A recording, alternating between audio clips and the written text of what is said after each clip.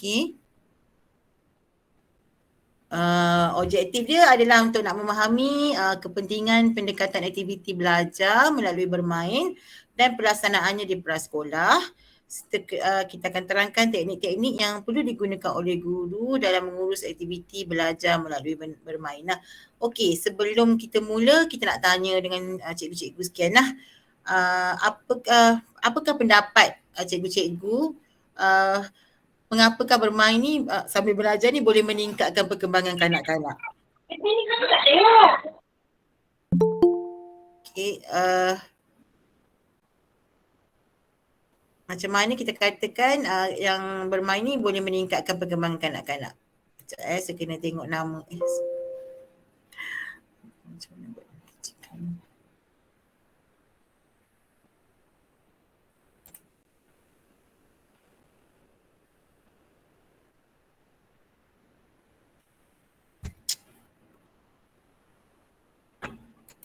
Okey, macam mana kita kata dia boleh meningkatkan perkembangan kanak-kanak dengan bermain? Jadi kita share balik skrin sebab dia tak boleh nak nampak muka you all. Siapa saya nak tanya ni? Cikgu Hafizah. Bagaimana kita kata bermain ni boleh meningkatkan kanak-kanak punya perkembangan? Cikgu Hafizah. Saya ke? Saya. Lama tak dengar suara. Okey. Bermain, macam mana bermain boleh meningkatkan perkembangan kanak-kanak ya? Ya, saya. Okey, sebab bermain ni fitrah kanak-kanak.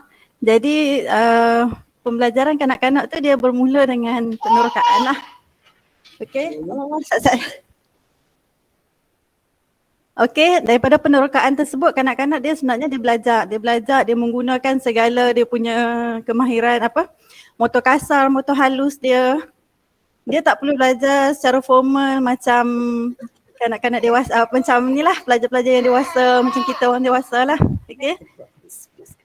Okey, terima kasih sebab dalam masa yang sama nak bertanya macam mana nak buat split tu, nak nampak muka you all dengan saya punya PowerPoint tu sebab tadi bila buat tak nampak you all punya muka. Okey, Cikgu Nurul Nadia.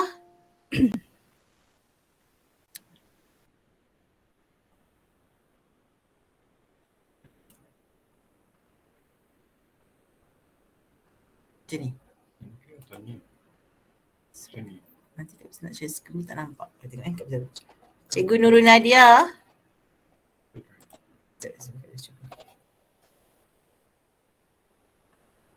Okey, Cikgu Nurul Nadia tak ada kot. Cikgu Nurul Fakirah.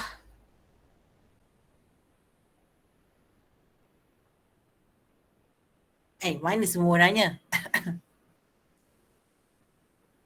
Nak jugalah tanya orang lain juga kan? Ramai kan? Itulah, tapi tak menjawab lah pula. Dari semalam Sudah. macam nama Cikgu Mazli je naik kan. Kan. Kalau siang hari kita Cikgu Sarina, Cikgu Hasna. Jadi Nurul Nadia dah ada dah tadi. Ada. Tolong bagi respon. Fakirah. Saya Fakirah nak tengah duk reply mesej pelajar ni tadi. Okey. Pasal apa tadi? Tanya. Saya nak tanya kenapa belajar sambil main tu boleh meningkatkan perkembangan kanak-kanak? Yelah, sebab bermain kanak-kanak kan bila bermain dia boleh sambil main dia otak dia kan suka meneroka. So bila bermain ni dia boleh fikir apa dia nak buat, dia nak pergi lompat ke, dia nak pergi susun ke. Contoh main Lego kan, kadang bila dia bermain kita nampak dia boleh susun-susun je. So daripada susun tu dia boleh buat bentuk, pelbagai bentuk. Boleh kena warna. Itu pendapat saya lah. Okey, terima kasih. Okey, kita cari lagi satu lagi. Cikgu Sarina lah. Okey, masa bermain ni kan kanak-kanak biasanya seronok, gembira, excited. Jadi perasaan-perasaan seronok, gembira, excited ni akan jadikan mudah untuk macam kita lah bila kita seronok join kursus ni kan. Kita akan cepat terima apa yang disampaikan oleh penceramah. Begitu juga dengan kanak-kanak. Masa aktiviti bermain tu dia punya feeling, dia seronok, dia gembira. Jadi apa-apa juga waktu ketika tu keseronokan akan buatkan mudah untuk dia absorb apa semua yang disampaikan, dan secara tak langsung terlibatlah dengan perkembangan-perkembangan susu emosi dekat situ kan. Kemudian physical whatever activity lah yang dilaksanakan ketika pembelajaran pada ketika tu. Dia tak stres lah sebenarnya kalau pada pendapat saya macam tu lah. Bila stres kan macam aduhai, tak mental tu macam bercapah-capah nak menerima apa yang disampaikan. Tapi kalau kita seronok, dia akan masuk terus saja, cantik je kan. Itu bahasa ayat tu bukan ayat akademik doktor. Ayat directly. Okey, terima kasih. Sekarang ni tengok saya share screen ni. Nampak kan kat belakang tu, tapi dia tak boleh nak gerak.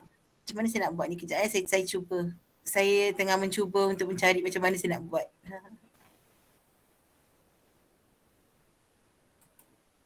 Nampak tak skrin saya tu? Nampak kecil ke? Kecil. Kejap saya. Hafiz, tolong. Dia nampak kecil dah, Hafiz. Mana? Dia buat mirror tu dia nampak kecil. Mirror? Tadi kan macam tak bisa share, kita tengok window ni. Dia setiap kali nak share dia kena buka balik semula. Bismillah nak buka. Happen lah tu. Okay, ni kan. Tengok ni nampak tak bisa share. Kejap. Share screen kan. Window dia keluar ni. Jadi dia tak bisa share dengan dia orang. Tak bisa buat macam ni. Kalau tak nampak dia orang, awak nampak tak? Tak, memang tak nampak. Memang tak boleh. Saya, sekejap. Jadi sebab hari tu dia nampak boleh.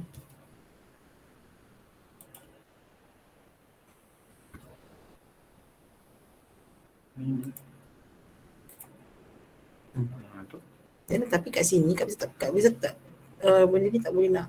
Saya tak sure lah ni kak. Tak apa dah. Cikgu, saya akan present without nampak ni macam nak stop present. Okay. Kakak kena klik kat sini boleh. Okay. Dia keluar tak kat sana? Keluar. Cikgu nampak tak kat luar tu? Kita nampak. Besar tak? Cuma dia punya slide kecil lah. Oh, kecil juga Kalau macam tadi besar kan? Macam yang tadi masa mula-mula. Sebab yang ni dia bila dia keluar macam mana kalau dekat skrin tu dia, kecuali kalau Datin buat dekat slide tu buat full screen. Sekarang ni saya kat sini saya buat full screen, tak dekat saya, tempat saya full screen. Dekat tak dapat screen. Tak dapat full screen tu yang saya pelik. Saya tak tahu nak saya kena adjust balik ni, macam pening lah kepada saya memikirkan macam nak buat. Ada setting full screen. Lepas tu tak keluar, tak nampak. Datin. Cuba Datin tekan bawah kanan tu yang gambar buku. Gambar buku, kejap. Datin present dulu, lepas tu tekan kat bawah kanan tu yang ada gambar buku selak.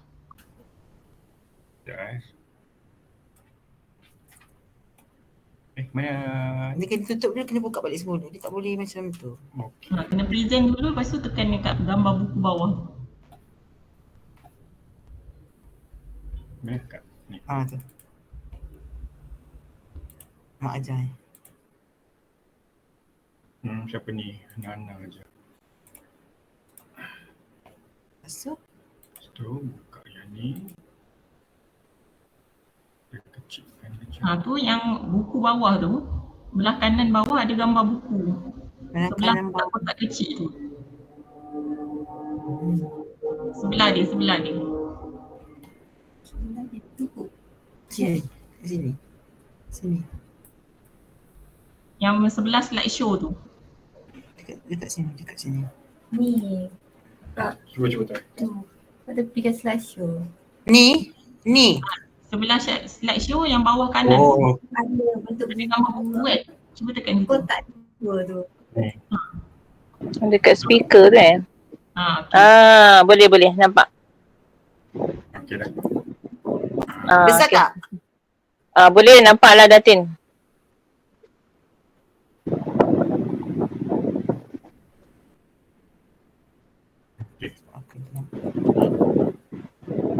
Okay. Kalau ni Okey. nampak?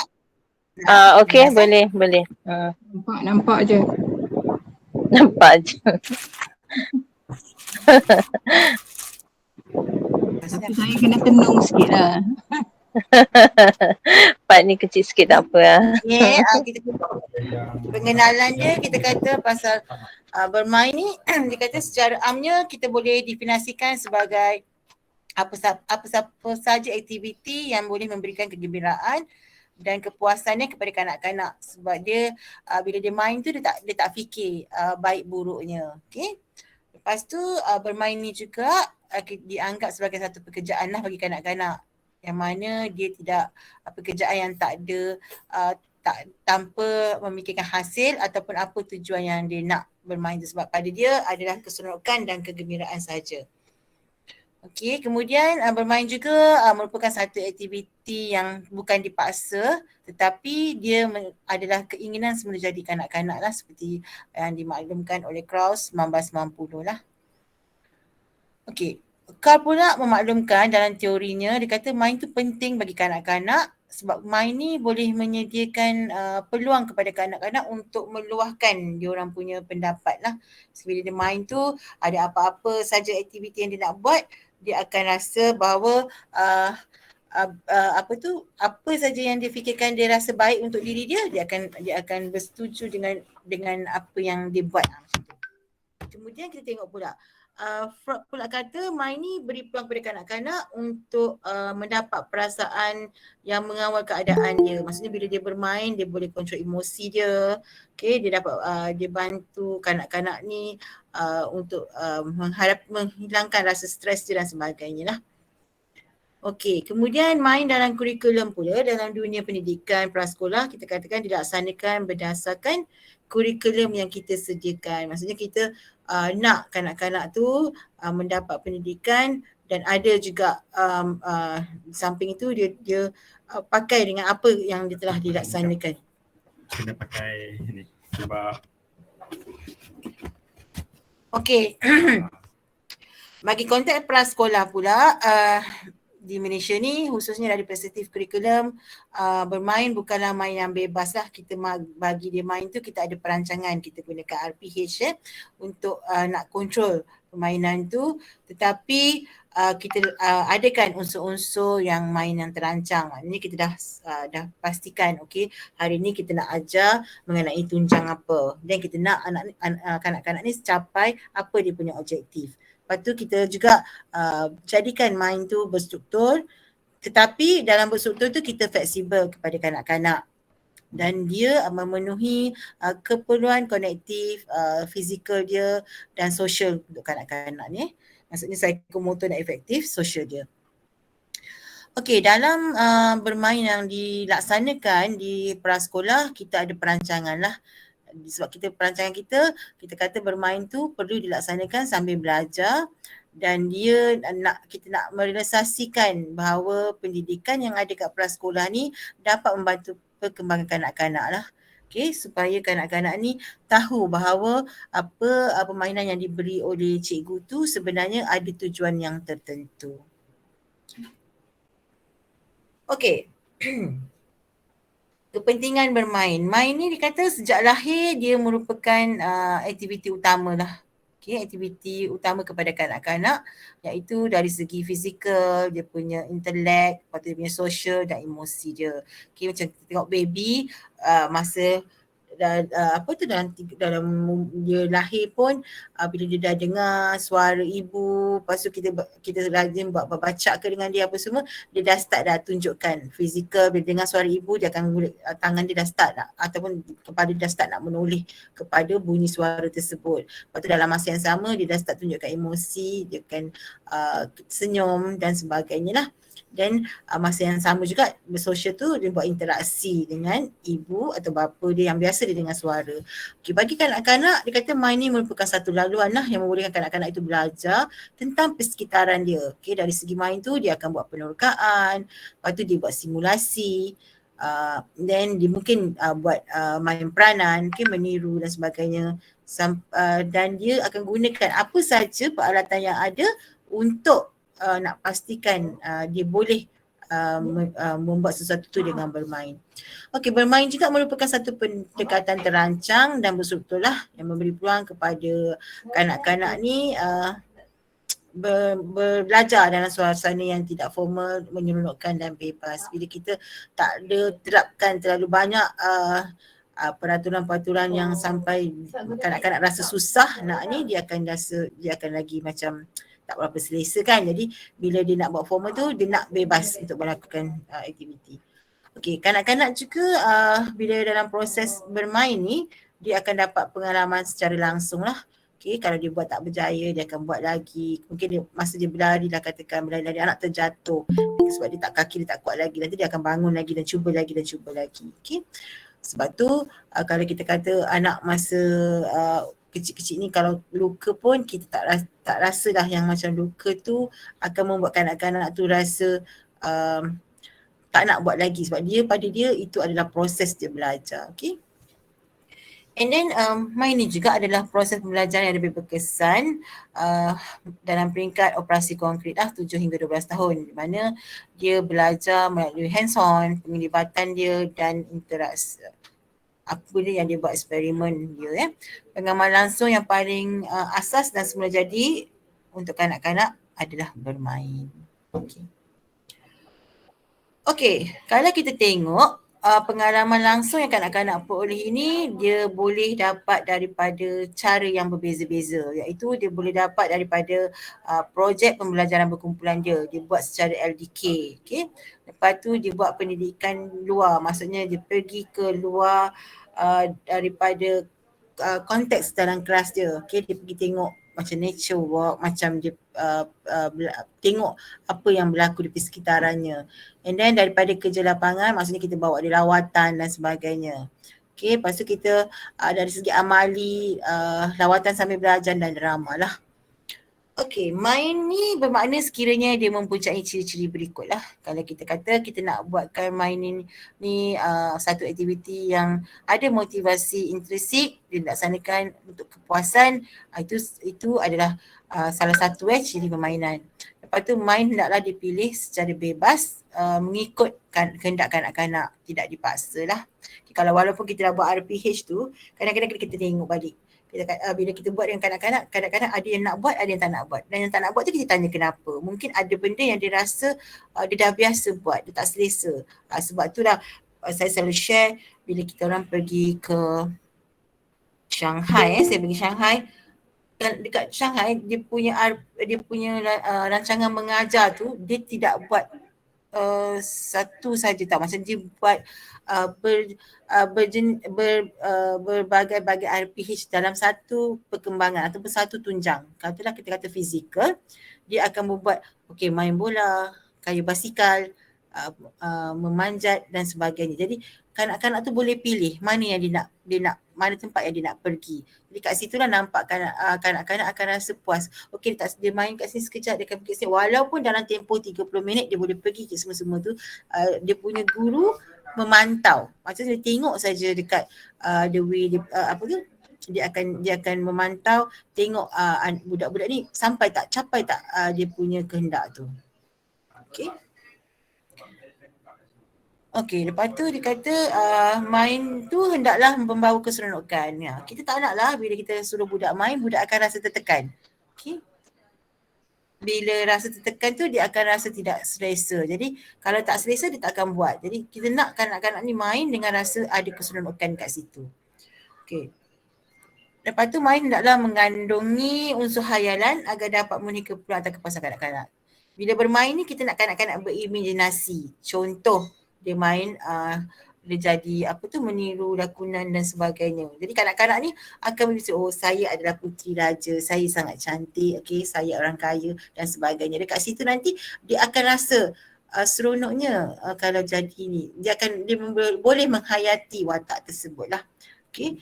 Dan main juga merupakan aktiviti fizikal atau psikologikal yang kanak-kanak kena buat secara aktif lah. Maksudnya dia lakukan benda ni secara aktif. Dia tidak melakukan macam okey kalau saya buat ni sejalan slow-slow je sampai saya tak membuat dua sehala. Maksudnya dia tak, kalau dia suka fizikal tu tak tunjukkan keseronokan dia. Maksudnya dia tak meluahkan. Maksudnya kalau dia nak buat aktiviti tu maksudnya daripada gaya dia, daripada dia punya emosi, dia kena saling setara lah.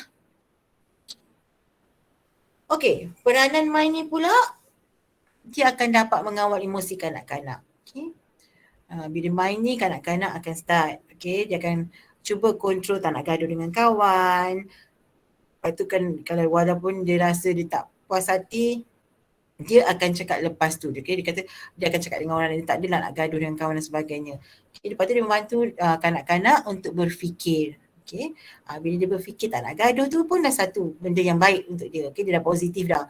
Ataupun bila dia nak menggunakan bahan tu, okay, bahan ni boleh tak saya guna begini?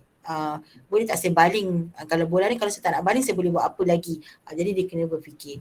Okay, lepas tu dalam masa yang sama dia bantu perkembangan bahasa kanak-kanak. Bila bermain ni dia akan bercakap, dia akan bercerita, dia akan bertanya. Jadi dekat situ dia bantu kanak-kanak tu untuk memperkembangkan dia punya bahasa lah. Maksudnya pembenaran kata dia akan bertambah dengan banyaknya semasa bermain. Okay, kemudian dia akan meningkatkan keyakinan diri kanak-kanak ni. Okay, bila kanak-kanak ni dia rasa kita bagi dia tugasan ataupun bila dia rasa bila kawan-kawan bagi dia tugasan yang watak ke ataupun bagi dia jadi leader ke apa ke, dia akan rasa yakin. Lepas tu dia akan berusaha untuk capai macam mana orang lain dapat. Okay, dia ada persaingan yang sihat dekat situ. Lepas tu juga dia adalah sebagai keperluan kesihatan fizikal bila kita kata kita bermain yang macam bentuk riadah, bentuk bersukan dan sebagainya. Dan dia juga adalah dorongan untuk belajar menyayangi. Okay? Bila dia main satu barang tu atau permainan dia akan rasa sangat sayang dengan mainan dia, tak nak rosak. Lepas tu bila dengan kawan pun dia sangat menyayangi kawan dia sebab dia tak nak nanti kawan dia kecil hati dengan dia, kawan tak nak main dengan dia.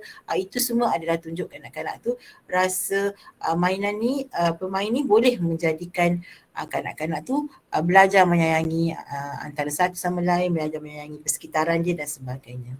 Okey, dari situ ada soalan ke? Ada soalan apa-apa? Kalau tak ada saya teruskan Okey, kepentingan main ni kalau Piaget dia kata kanak-kanak ni bermain kerana nak bagi peluang, kanak-kanak luahkan idea. Okey. Katalah kita selalu gunakan benda yang kat persekitaran, apa bola dan sebagainya. Kanak-kanak akan gunakan bola tu untuk buat pelbagai aktiviti. Okay. Letak kat celah kelangkang, lompat-lompat dan sebagainya. Jadi kat situ bila dia dah buat, dia akan rasa sangat gembira, dia akan gelak kuat. Kalau dia rasa dia sangat bola tu macam asyik nak cicir je, dia akan tunjukkan juga perasaan emosi marah dia sikit. Lepas tu nanti dia akan tanya, cikgu macam mana saya nak buat ni? Kenapa bola ni tak boleh duduk kat kelangkang saya betul-betul? Kenapa saya tak boleh lari buat bola dengan betul? Kenapa orang lain boleh? Dia akan start tunjukkan emosi dia lah. Tapi bukan emosi yang marah sampai dia akan salahkan diri dia kenapa dia tak boleh buat je. Okay? Lepas tu dia akan wujudkan perasaan tenang dan menghiburkan hati bila dia berjaya, bila dia tengok benda-benda ni semua berjalan, dia punya permainan berjalan dengan smooth, dia akan rasa sangat tenang dan dia akan rasa benda tu semua menghiburkan hati dia lah. Lepas tu dia akan cerita kepada orang apa yang dia rasa. Okay? Lepas tu dia menyediakan mainan ni juga menjadikan saluran lah untuk kanak-kanak menggunakan tenaga dia secara berlebihan. Kalau kanak-kanak dia tengok berlari, dia akan lari. Kita tengok dia sampai kalau kita bagi dia 3 jam pun 3 jam dia boleh berlari, dia tak rasa penat. Asalkan ada kawan-kawan yang bersama-sama dengan dia bermain. Okay? And then kanak-kanak boleh menyediakan diri dia ke arah kedewasaan atau kematangan. Okay? Bila dia dah macam ni, dia dah boleh dah. Maksudnya dia dah boleh fikir, saya tak boleh buat macam ni, saya kena ikut peraturan, saya kena tu, saya kena ni. Jadi kat situlah kita akan nanti kanak-kanak ni menjadi lebih matang dan dia boleh menuju ke arah kedewasaan lah. Okay, ada soalan? Kalau tak ada kita tengok lagi. Okay, mining Okay, juga. tak ada. Okay, mining juga dia kata dia beri peluang kepada kanak-kanak untuk nak selesaikan pelbagai bentuk masalah lah daripada pemikiran dia, daripada interaksi sosial dia. Okay, maksudnya dia akan fikir apa jalan penyelesaian yang baik, okay, yang untuk dia nak dapatkan bila dia bermain ni dia nak dapatkan nak capai apa keseronokan dalam diri dia. Lepas tu tanpa nak sakit hati orang ke ataupun tanpa merosakkan bahan tersebut. Jadi dia akan fikir. Kat sini dia boleh selesaikan lah, dia boleh fikir macam mana nak buat. And then dapat memudahikan proses pembelajaran lah. Bila proses pembelajaran ni dia dapat budayakan dengan dia buat pengukuhan, ulang lagi kalau dia tak betul dia buat semula. Okay, lepas tu dia akan tanya dan sebagainya. Lepas tu dia akan peniruan, dia buat penerokaan untuk semua dia punya aktiviti yang dia bermain tersebut. Okay. Lepas tu dia juga membantu dan membentuk jati diri kanak-kanak tersebut. Okay. Bila dia dah ada semua keyakinan, dia dah ada semua penyelesaian, dia dah jadikan kanak-kanak tu makin strong. Okay, dalam diri dia ada jiwa yang sangat kental. Okay, dia dah tahu dah kalau saya nak main ni, saya mesti pastikan saya kena capai ni. Okay, lepas tu saya kena bantu kawan saya supaya kawan saya tidak tertekan. Kalau kawan saya kalah, dia akan rasa sedih dan sebagainya. Okay, dekat situ nanti lepas tu dia akan juga jaga keterampilan diri dia. Dia akan tahu, okay, macam mana dia nak membuat tingkah laku yang baik dan sebagainya lah. Dan kat situ dia juga buat pembukaan nilai murni di mana dia boleh betul ansur, boleh beratur, boleh mendengar arahan. Okay. Lepas tu dia juga ada motivasi diri, lepas tu dia ada ketahanan dan dia dia punya interpersonal pun baik dan dia berani bertindak. Okey, perkembangan dan lepas tu kalau kita tengok pula daripada kepentingan bermain dalam perkembangan fizikal, kanak-kanak ni akan gunakan motor kasar dan motor halus lah. Contoh bila dia berlari, bila dia menendang bola dan sebagainya. Motor halus bila dia menggunakan ekor mata dia dengan ni, dia buat lensing, dia membuat masukkan beads dalam tali untuk membuat sama ada dia nak buat barang kemas dan sebagainya, dia gunakan beads ataupun menjahit dan sebagainya lah. Okey, kemudian dalam meningkatkan kemahiran fizikal ni, kanak-kanak akan banyak berlari. Kanak-kanak dia tengok kalau dia dah start dapat kaki, okay, dia dah boleh berjalan, dia akan cuba nak berjalan laju, okay, nak melompat dan sebagainya lah. Kemudian dia ada juga meningkatkan keupayaan dari segi ketekasan diri dia lah. Okay, 5 diri dia tu dia akan terutamanya bau, sentuh, rasa dia akan gunakan sepenuhnya. Okay. And then meningkatkan kemahiran manipulatif dia lah, iaitu dia nak buat collage, dia nak melukis, menampal, mewarna, nak buat gabungan warna dan sebagainya, dia dah start. Lepas tu dia juga meningkatkan kemahiran mengimbang, di mana kanak-kanak bila dia boleh berenang, dia akan pandai kawal pernafasan, kawal diri dia supaya tidak tenggelam dan sebagainya. Okey, ada soalan? Kalau tak ada saya teruskan Okey, kita tengok pula kepentingan bermain bagi perkembangan sosial emosi. Kat sini bila sosial emosi ni kita kata kanak-kanak belajar berinteraksi secara positif. Okay, dia akan start bercakap dengan cara yang baik, maksudnya tidak keluarkan perkataan-perkataan yang boleh melukakan hati orang lain.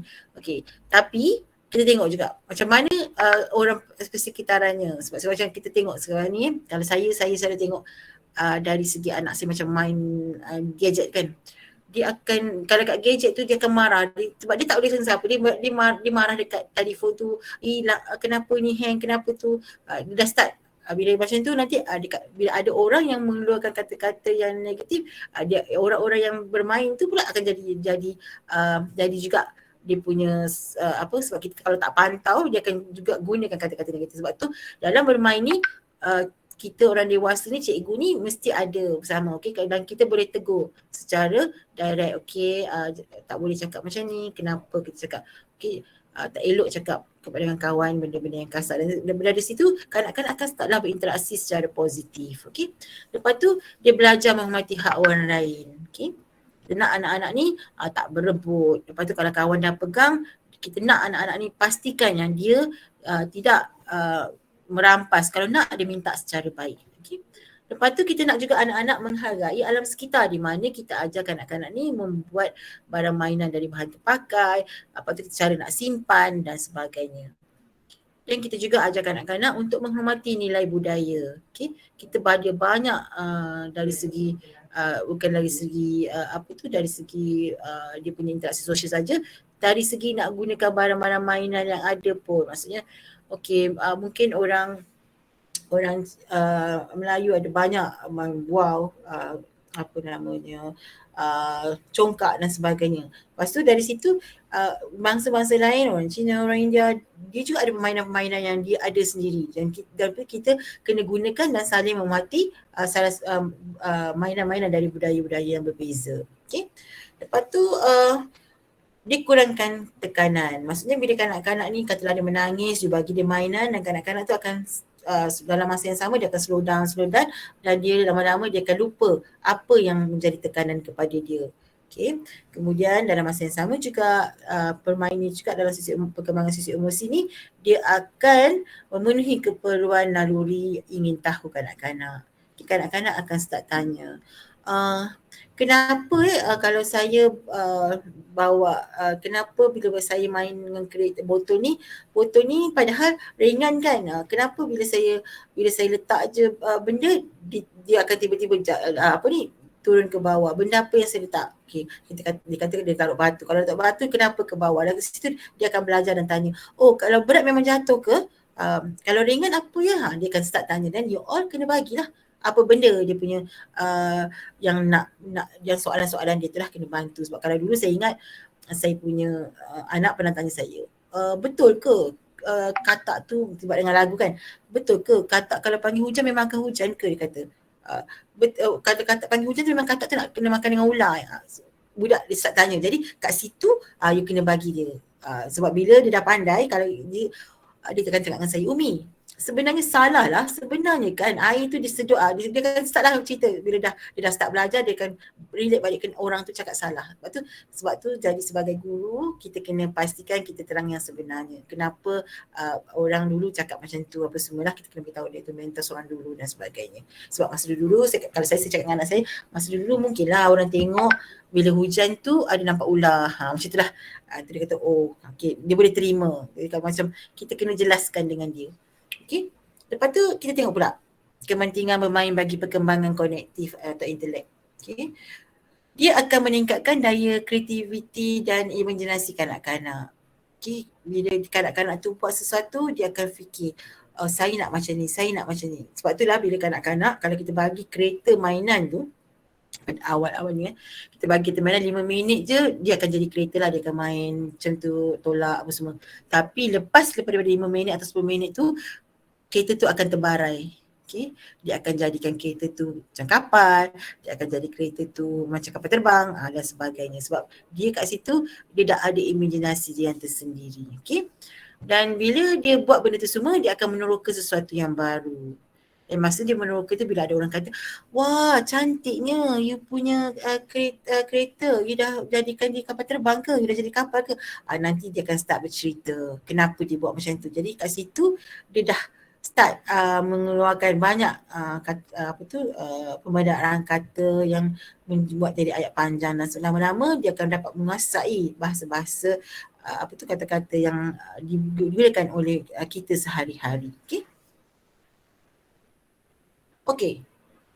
Kalau kita tengok dari tadi saya terangkan pasal daripada perkembangan sosial emosi, fizikal dan sebagainya. Lepas tu kita kata secara ringkas ni, main ni sebenarnya nak meningkatkan keupayaan kognitif lah. Maksudnya kita nak meningkatkan cara kanak-kanak berfikir. Okay? Apa yang kanak-kanak boleh luahkan idea dia. Apa kanak-kanak boleh buat dengan mainan dia. Macam mana dia nak menggembirakan diri dia sendiri. Okay.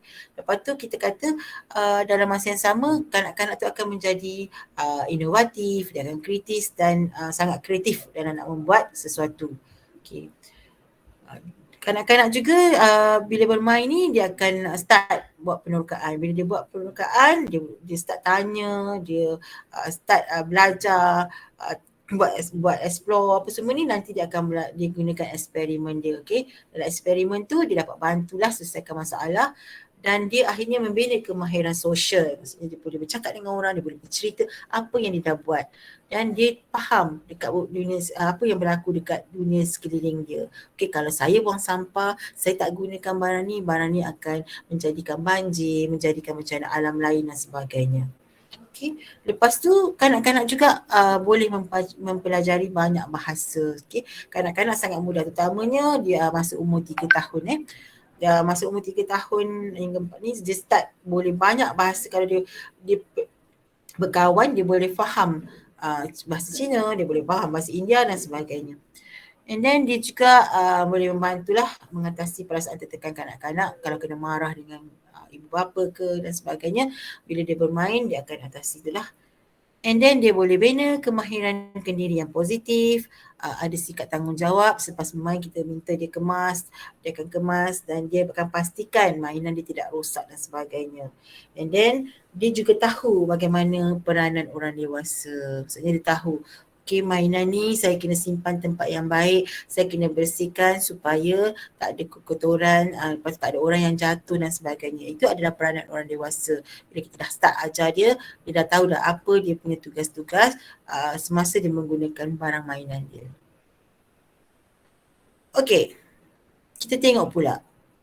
Dia kata kat sini jenis-jenis mainan, dia kata kanak-kanak, dia kata ada dua pandangan permainan sosial oleh Mildred Patton yang dah buat kajian dengan main yang dibagi oleh mainan konektif yang dibagi oleh Piaget lah.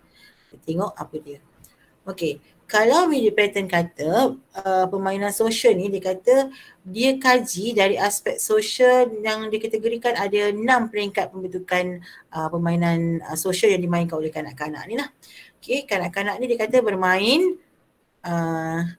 dalam lingkungan kumpulan atau lingkungan kawasan permainan secara sendirian atau berinteraksi dengan bahan. And then bila masa bermain ni kanak-kanak ni dia kata masa kajian tu dia kata dia tengok kanak-kanak tu main macam mana peningkatan kanak-kanak tu bila dia bermain dengan satu bahan tu, apakah tingkat-tingkat yang dia buat. Okey. Lepas tu kita tengok pula dia kata kat sini dalam umur 2 hingga 5 tahun ni dia ada 6 kategori. Dia kata dia ada unoccupied play. Nanti kita tengok apa dia. Lepas tu ada main yang pemerhati saja, onlooker play. Lepas tu dia ada main diri sendiri, solitary play, main selari. Okey, dia main berdua yang ni, parallel play, ataupun main associative play, dia main kawan ataupun main kooperatif play. Okey, sebelum saya nampak ada chat yang mengatakan Puan Siti Fatimah kata kita faham tentang kepentingan main, cuma bila di tadika kita agak suka mencari menyesuaikan aktiviti main dengan standard pembelajaran yang diajar untuk capai objektif pengajaran. Sebenarnya bila kita buat objektif pengajaran, kita buat objektif RPH kita kena fikirkan mainan apa yang sesuai untuk objektif, nak capai objektif tersebut. Okay, kalau kita kata kita nak capai tunjang matematik, apa yang kita patut kita aktiviti yang sesuai dengan kanak-kanak, mainan macam mana yang kita nak buat. Sebab tu bila kita nak bagi kanak-kanak tu, kita kena fikirlah objektif apa yang kita nak capai. Lepas tu dari situ baru kita develop permainannya. Baru kita buat aktiviti apa yang kita nak gunakan. Sebab sekarang ni kalau saya tengok kebanyakan guru atau tak kisahlah kat TASKA ke kat Tadika ke, diorang lebih kepada permainan yang lama, permainan yang dah dibuat banyak-banyak kali. Maksudnya tak ada pembaruan yang baru. Maksudnya kita sekarang ni kena belajar untuk buka minat kita untuk buat benda-benda baru. Dan kalau boleh kita tanya juga dengan kanak-kanak, sebab kanak-kanak ni kadang-kadang dia ada idea tertentu yang dia boleh luahkan kepada kita dan bagi pada kita, yang kita boleh kita boleh sesuaikan dengan apa yang kita nak ajar dengan mereka. Okay. Sebab kalau you just fikir apa yang kita nak, kita tak akan capai apa sebenarnya objektif yang sebenar kanak-kanak tu nak. Sebab tu kita kena tanya kanak-kanak, apakah yang kalau cikgu buat macam ni, you all akan rasa seronok tak main ni? Kalau dia kata tak, kalau ada ni lagi baik, dan kita buatlah penambahbaikan tu, kita tengoklah dekat situ. Dekat situlah kita kata kita mula kita buat pembaruan sedikit kepada permainan kita, tidak hanya tertutup. Sebab tu saya kata masa saya pergi, waktu sekarang ni pun saya start, okay, kata bila saya buat ceramah apa semua, saya start cakap you all tak boleh guna satu RPA saja. Kita kena guna at least untuk satu sesi tu you buat 3 ataupun paling banyak sikit aktiviti supaya kanak-kanak ni boleh pergi ke mana yang dia rasa dia memang susah, tak pandai, katalah nak kayu basikal dia tak pandai. Bila kita bagi peluang kat situ, dia akan mencuba. Bila dia jatuh, macam mana cara dia selesaikan masalah dia sampai dia dapat. Sebenarnya kanak-kanak akan berusaha sampai dia dapat kayu basikal tu dengan baik. Sebab tu kita kata bila kita buka tu, mungkin tak ada masa hari yang kejadian tu, kalau you kata main bola satu-satu, dia dah bosan dah. Bola yang sama, sebab tu kadang-kadang dia bergaduh dan sebagainya. Okay? Sebab ni kalau boleh kita buat, ada 5 tu, you pilih mana you nak pergi. Dalam masa sebelum kita buat tu, kita akan tanya, you suka main apa? Kalau you kata nak, you tunjuk, you bagi tanda dia. Kalau cikgu nak capai tunjang matematik, agak-agak kalau cikgu buat ni mainan tenteng ni okey tak? Dia akan keluarkan apa bendanya. Sebab dia tak ada, jangan kita macam kita saja yang buat, kita fikir kita nak suruh dia capai, tapi sebenarnya dia dah kadang-kadang dia main advance daripada tu. Jadi sebab itulah kita kata kita susah nak capai yang pembelajaran ni kalau kita tak keluar daripada kotak lah cara kita membuat aktiviti dengan kanak-kanak ni. Okay. Okay.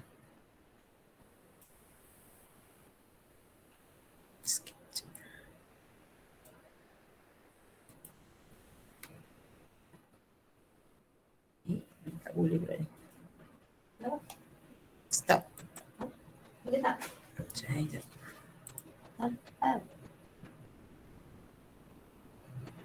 Okay. Kita tengok ni, inilah types of play for children lah, yang keempat. Seseorang je kat sini, solitary, local dia berhati, parallel dia buat bersama, aktiviti yang sama, associate pun dia main bersama, dan kooperatif. Nampak kan cikgu? Nampak. Okey, kita pergi kepada unoccupied play ataupun perlakuan tidak menentu. Kat sini dikata murid kanak-kanak ni berada dalam lingkungan kawasan permainan tetapi tidak bermain. Dia tengok, dia perhati keluar, dia perhati persekitaran dia. Kat situ sebenarnya you nampak dia tengok saja, tetapi dalam masa yang sama dia fikir apa yang dia nak akan buat, apa yang dia yang seronok dia nak main dan sebagainya. Okay, jadi kat situ dia tengok tapi dia tak buat apa-apa, cuma nanti dia akan fikir apa dia akan buat lepas ni, apa akan dia nak main lepas ni. Nanti dekat masa tu nanti baru dia start main sendiri dan sebagainya lah. Okay, main pemerhati ni, onlooker play. Dia kata kat sini di mana kanak-kanak ni dia kata dalam permainan dia tidak langsung bermain, tapi dia suka perhatikan kawan-kawan dia main. Dia tengok cara kawan-kawan dia bermain. Lepas tu dari situ dia akan belajar macam mana dia pula nak bermain. Okay, bila tak ada orang nanti dia akan start ambil mainan tu, dia akan buat macam mana kawan dia buat. Mungkin dia akan tambah nak menarikkan lagi, nak menggembirakan dia lagi, dia akan tambah cara permainan dia dan sebagainya. Okay, main sendiri. Okay, kanak-kanak akan start main sendiri bila fizikal dan psikologinya tak ada orang lain. Maksudnya dia kat situ dia rasa tenteram. Okay, kalau dia main seseorang tak ada orang nak, kalau dia salah tak ada orang nak gelakkan dia, kalau dia tak ada orang ganggu dia dan sebagainya. Okay, dia start buat aktiviti bersendirian. Okay, kalau pattern dia kata main sendiri ni dapat diperhatikan dari kalangan kanak-kanak berumur 2 tahun lah. Maksudnya 2 tahun tu dia dah start dia kan kata dekat situ dia dah ada egocentrik. Jadi semua dia kata aku punya, saya nak buat sendiri, saya tak nak share dengan orang lain. Biar saya aktiviti ni saya nak buat sendiri. Okay. Lepas tu kita tengok dia menyertai diri dalam main serupa menyertai dalam main serupa, hilang diri dalam dunia imaginasi tanpa pendidikan kanak-kanak lain. Bila dia main tu dia akan fikir diri dia je lah. Dia tak kisah pun ada orang ke apa ke, jangan orang tu ganggu dia saja. Dia akan start nak main permainan tersebut. Okey. Dalam unsur main perhati ni dia kata dia selalu akan memerhati kanak-kanak lain bermain. Ini contohlah yang dia main sendiri. Okey. Digunakan playpen, start. Kalau kita sediakan banyak peluang untuk dia buat aktiviti, dia akan start. Okay, gunakan apa-apa pun yang ada di sekitaran dia. Okay. Kita sentuh pasal main selari pula. Main selari ni di mana ada satu kumpulan kanak-kanak lah, 2 atau lebih. Dia akan bermain berasingan dengan aktiviti tempat main lah. Tapi dia main masa yang sama dia bermain. Dia tengok kawan dia buat, lepas tu dia akan buat. Dia tak guna, dia akan apa je yang ni dia nak kacau orang tu punya. Maksudnya dia boleh, kadang-kadang dekat ni dia boleh berkongsi dan sebagainya lah. Okay. Lepas tu kalau nanti lagi bila dah seorang tu buat, nanti akan menarik lagi ramai lagi kanak-kanak yang lain nak juga buat benda yang sama. Okay. Kat sini nanti dia start ada bahasa. Maksudnya interaksi sosial dia bermula dan dia akan bercerita dengan kawan-kawan dia apa yang dia nak buat. Okay, apa yang sesuai, apa yang dirasakan perlu untuk permainan tersebut.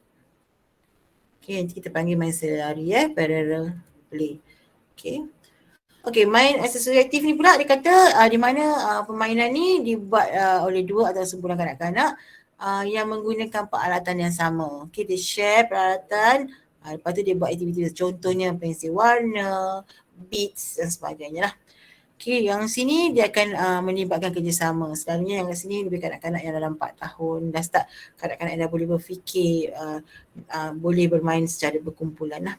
Okay, kemudian dia akan ada komunikasi lah. Okay, kalau saya buat macam ni cantik tak? Kalau saya gunakan warna ni okey tak? Lepas tu nanti kalau boleh tak saya pinjam warna ni? Nampak warna ni cantik lah dan sebagainya. Lepas tu kalau untuk yang ni dia kata kalau kita bagi dia 2 kumpulan untuk nak buat aktiviti, dia akan pasti nak lakukan yang terbaik lah, nak kalahkan kawan yang satu lagi, kumpulan yang satu lagi. Okay, kalau kajian pattern kata pola permainan asosiatif ni adalah untuk kanak-kanak berumur 3 hingga 4 tahun. Sesuai untuk kanak-kanak umur 3 hingga 4 tahun. Okay, ini contohnya lah dia buat tampalan, okay, warna dan sebagainya. Kemudian kita ada lagi main kooperatif di mana kanak-kanak yang berumur 4 hingga 5 tahun yang terlibat dalam permainan ni, sebab kat sini dah start bila dia buat kerjasama ni dia nak capai matlamat tertentu, okay.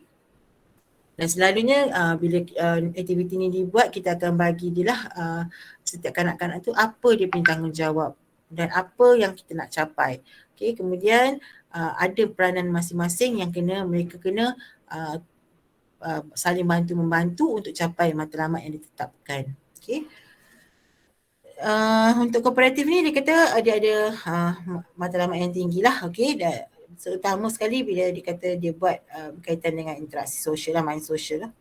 Okay, dan dia peranan dalam aktiviti ni termasuklah dari segi fizikal dia, intelek dia, emosi dan secara keseluruhan. Maksudnya kat sini dia akan pasti bila dia buat benda ni, dia akan memastikan kejayaan tu bersama. Lepas tu dia orang boleh memastikan benda yang dia nak tu dapat matlamat yang sama dan sebagainya.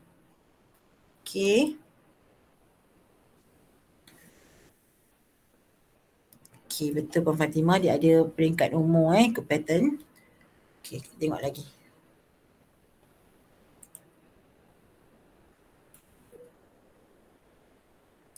Okay, kalau kita tengok yang berasaskan pendekatan Cognitive Gen Piaget, dia ada 3 peringkat kategori main yang dikata main latihan, iaitu practice play yang mana melibatkan daya motor dan perlukaan yang berasaskan aktiviti fizikal.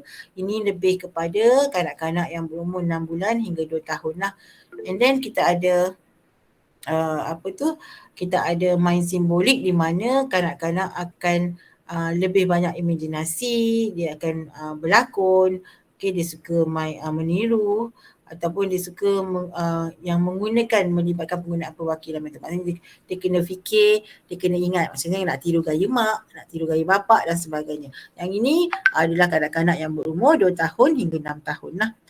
Kemudian ada juga main yang melibatkan aplikasi peraturan iaitu kanak-kanak umur 7 tahun dan seterusnya. Maksudnya yang ini kita dah tetapkan. Okay, you nak kalau kita main tenteng, kita baling tu macam mana, kaki you macam mana. Dia kena ikut sepenuhnya. Kalau yang ke atas tu kita masih lagi masa perniagaan tu kita boleh tengok lagi macam kita nak buat aktiviti fizikal tenteng pun kita tak force kanak-kanak untuk gunakan 2 kaki. Mungkin ada kanak-kanak tak boleh guna 1 kaki. Maksudnya dia kena ada kanak-kanak kena 2 kaki dan dibenarkan. Okay, kalau tapi bila dia dah 7 tahun ke atas tu kita dah start strictkan peraturan masa dia nak bermain. Okay. Permainan konektif ni dikata lebih sesuai dengan pendekatan pengajaran dan pelajaran lah. Memandangkan permainan ni adalah bermain ni adalah proses belajar. Jadi maksudnya bila kita buat aktiviti yang kanak-kanak tu kita kena pastikan bahawa apa yang kita bagi kat dia tu berkesan dan dia akan menjadikan kanak-kanak tu punya timbal balik lah. Maksudnya dia akan jadi pengalaman dia untuk buat sesuatu yang lain. Okay. PIG juga ada klasifikasikan ada punya permainan konektif ni sebagai satu adalah permainan yang gunakan kefungsian, mana functional play. Okay. Lepas tu dia ada main fantasi iaitu fantasy play, main berpaturan, okay, main konstruktif dan main dramatik lah. Okay, kita tengok apa tu. Okay, main fungsi ni dia kata melibatkan bermain menggunakan gerak balas aktiviti otot. Maksudnya kita punya aktiviti otot besar, otot kecil dan sebagainya lah. Kita punya motor kasar dan motor halus lah. Okay, kemudian dia ada juga ciri pengulangan, iaitu dia ada pengukuhan. Okay. And then dia ada cara nak manipulasi, nak menggunakan banyak benda dan dia meniru. Dia akan perhati dan tiru cara orang lain buat. Okay, orang dewasa buat selalunya dia ikut. Okay, apa yang orang dewasa buat dia akan start buat. Okay. Kanak-kanak melakukan perkara yang diperhati, lepas tu dia akan buat penerkaannya sendirilah. Okay. Bila dia tengok, lepas tu dia akan cuba. Sesuai tak benda ni? Jadi tak aku buat macam ni? Orang akan puji tak? Orang akan gelak tak? Semua dia akan tengok. Okay. Lepas tu kita kena bagi peluang lah kepada kanak-kanak berlatih secara fizikal semasa dia buat penerkaan di sekitaran. Kita benarkan dia buat apa penerkaan di sekitarannya, guna macam mana, cara macam mana nak guna bahan dan sebagainya lah. Sebenarnya kita tak tetapkan okay you kena buat ni. Okay, tengok kat sini yang ini dia start nak buat dilatih untuk dengan doh macam mana nak ramah dan sebagainya. Ini adalah dia main peranan. Okay. Okay, main fantasi pula, dia kata kanak-kanak ni gunakan imajinasi. Okay, dia main peranan, nak cipta aktiviti baru mengikut apa yang dia nampak dekat dunia luar dia. Okay, imajinasi ni mungkin dia mengambil kotak jadikan kereta ke ataupun dia meniru cara berpakaian cikgu, okay, cara cikgu cakap, gaya cikgu berjalan dan sebagainya. Lepas tu kita ada lagi main berperaturan di mana yang ni formal, dia akan ada peraturan-peraturan yang ditetapkan. Okay, contohnya kalau kita main permainan board games macam Syahibah, Monopoly, apa peraturan-peraturan yang perlu diikut oleh ahli kumpulan. Okay.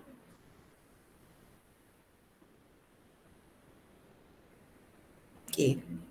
Kalau kita tengok dari segi kognitif, permainan yang berpaturan ni dia kata kanak-kanak akan boleh cepat untuk berfikir, okay? Lepas tu cepat nak selesaikan masalah, okay? Dan cari macam mana cara nak selesaikan masalah. Dan dia juga akan buat macam strategi lah untuk nak pastikan dia menang, untuk dia dapat benda tu. Okay? Lepas tu kalau dari segi sosial dan emosi, kita tengok kanak-kanak yang main permainan berperaturan ni pula dia akan start pandai mengambil giliran, dia boleh menghormati kawan dia. Okay.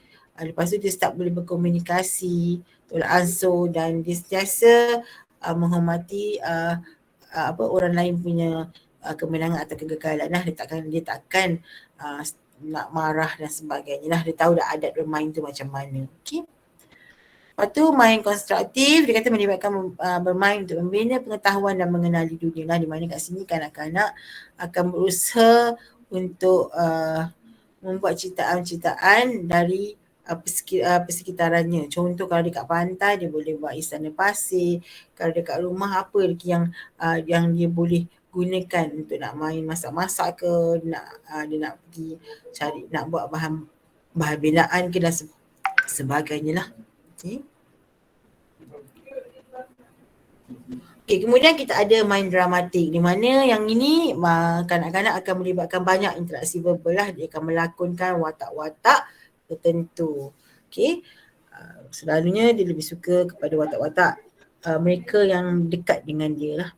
Okay, kemudian dekat sini dia akan mainkan peristiwa yang benar-benar berlaku kat dalam kehidupan harian dia, ataupun dia akan menggunakan imajinasi terhadap apa yang berlaku di persekitarannya. Okay, dia akan fikir, okay, kalau saya jadi puteri raja, apa saya nak buat? Kalau saya jadi anak yang derhaka, apa yang saya nak buat? Macam tu lah dia akan start.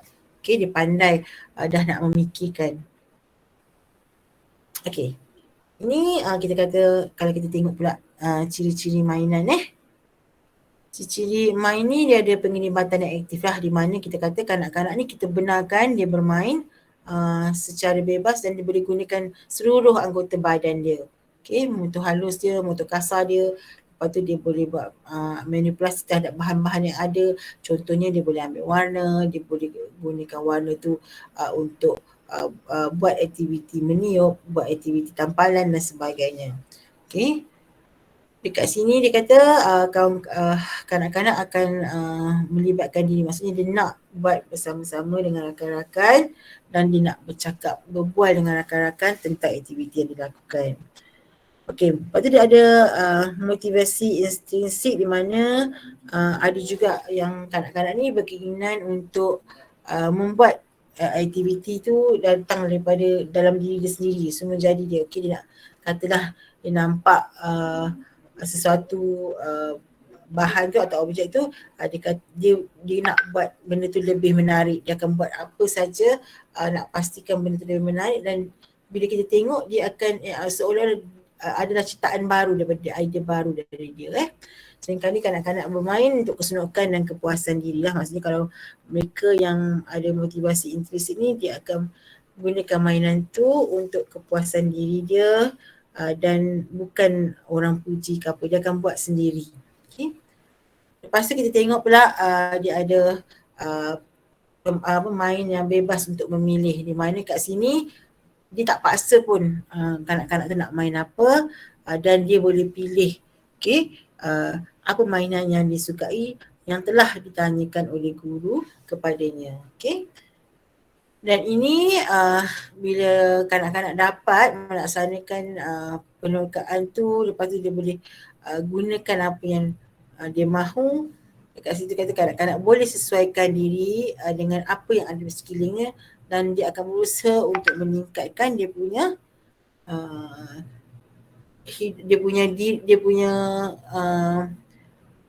diri. Maksudnya dia akan, keyakinannya akan bertambah.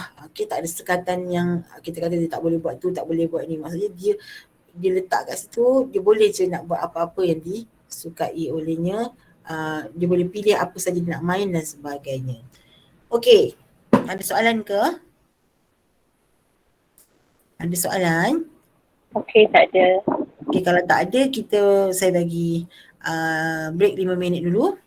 Lepas tu nanti kita sambung, sebab nanti kan saya cakap seseorang ni tak ada orang pula yang ni.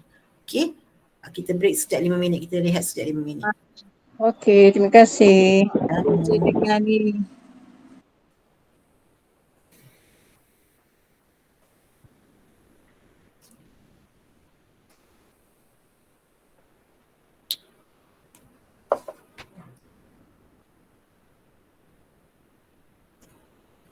Kat mana ni kon?